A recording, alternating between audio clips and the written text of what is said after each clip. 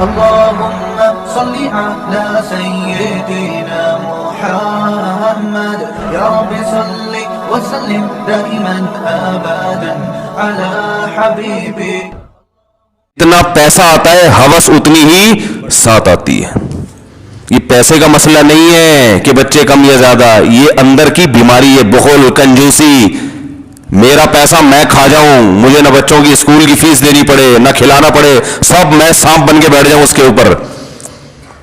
تو یہ ہوس جب ہوتی ہے نا تو سب سے پہلے سکون چھاٹ ہوتا ہے, اور جو اس کی تباہیاں آتی ہیں معاشرے میں وہ ایک الگ ہے. اسی پیسے کو لے کے چاٹتا رہے گا بڑھاپے میں بیٹھ کے. کوئی محبت پیسے بولتے ہیں, باتیں کرتے ہیں.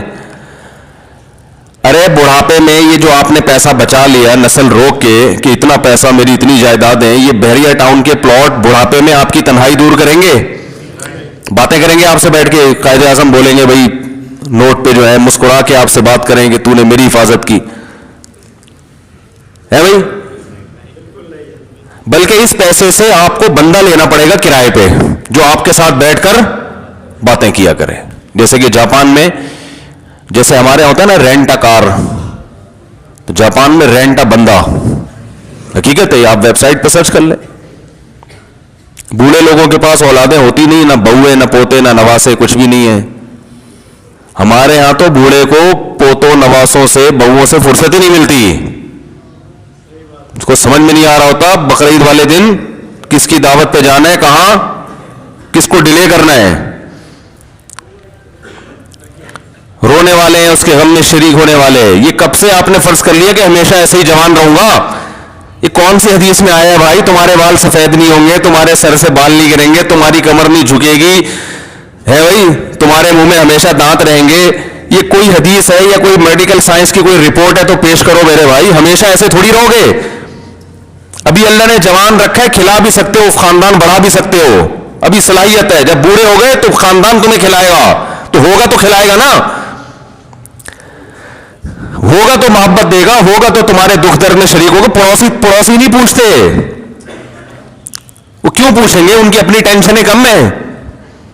اولڈ ہاؤس بنیں گے وہی جیسے بننا شروع ہو گئے. بوڑھوں کو پارٹ جو ہے نا ٹینشن, جب بوڑھا اولاد کی ٹینشن جوانی میں نہیں اٹھائی تو اولاد پھر بوڑھے کی ٹینشن کیوں اٹھائے گی؟ ٹینشن تو ٹینشن ہے نا. دیکھو ٹینشن فری زندگی اگر اچھی ہے تو پھر وہ ہر ایک کے لیے اچھی ہے. تو ماں باپ کے لیے اگر اچھی ہے کہ اولاد سے کی ٹینشن سے بچیں, تو اولاد کے لیے بھی اچھا ہے کہ وہ بھی ماں باپ کی ٹینشن سے بچیں. تو ٹینشن فری. لیکن یہ ایسی ٹینشن فری زندگی ہے جو فل آف ٹینشن ہے, سمجھ رہے ہو نا؟ کیونکہ آپ اللہ کے بتائے ہوئے طریقے سے ہٹ کر ٹینشن ختم کرنے کی کوشش کر رہے ہو. تو قرآن نے کہا ہے کہ تم اللہ کے بتائے ہوئے طریقے سے ہٹ کے ٹینشن ختم کرو گے تو یہ اللہ سے بغاوت ہے. اور جو اللہ سے بغاوت کرے گا نسوا اللہ فانساہم انفسہم, اللہ کو بھولو گے اللہ تمہیں تمہارے فائدے کی چیزیں بلا دے گا. تو یہ فیملی پلاننگ والے جو لوگ ہیں نا, یہ اس طرح کے لبرل لوگ, ان بیچاروں کی اپنی زندگیاں برباد ہو گئی ہیں. ان کے ٹیلی ویژن کی مسکراہٹوں کو دیکھ کے کبھی بھی متاثر ہونے کی کوشش مت کیا کرو. یہ طبقہ بڑا نظر آتا ہے, خوش و خرم, ماشاءاللہ ایجوکیٹڈ ہے اور ماشاءاللہ بڑی ہنسی گپ شپ ہے. وہ پاگل ہے, پاگل ہوئے ہیں ٹینشنوں سے, زندگی میں سکون نہیں ہے. اس ٹماٹر والے کی زندگی میں زیادہ سکون ہے جو ریڑھی لگاتا ہے, گھر جا کے اپنے 10-12 بچوں کو کھلاتا ہے, جو اللہ اس کو توفیق دے, سوکھی روٹی کھلا دے. کچھ نہیں ہوتا سوکھی روٹیاں کھانے سے بھائی. ایک صاحب مجھے کہنے لگے, یہ میں جو بار بار فیملی پلاننگ پہ آتا ہوں نا, مقصد کیا ہے اصل میں؟ بخل, سوچ کو ختم کرنا ہے. دل کیا ہو رہا ہے؟ چھوٹا, میرا پیسہ میری دولت, میری جیب میرا پیسہ میری دولت. توکل اعتماد ختم. تو مسلمان کی اور کافر کی زندگی میں فرق آہستہ آہستہ ختم ہوتا جا رہا ہے. تو اس کا نتیجہ یہ نکلے گا کہ آج وہ جہاں پہنچے ہیں کل ہم وہاں پہنچ چکے.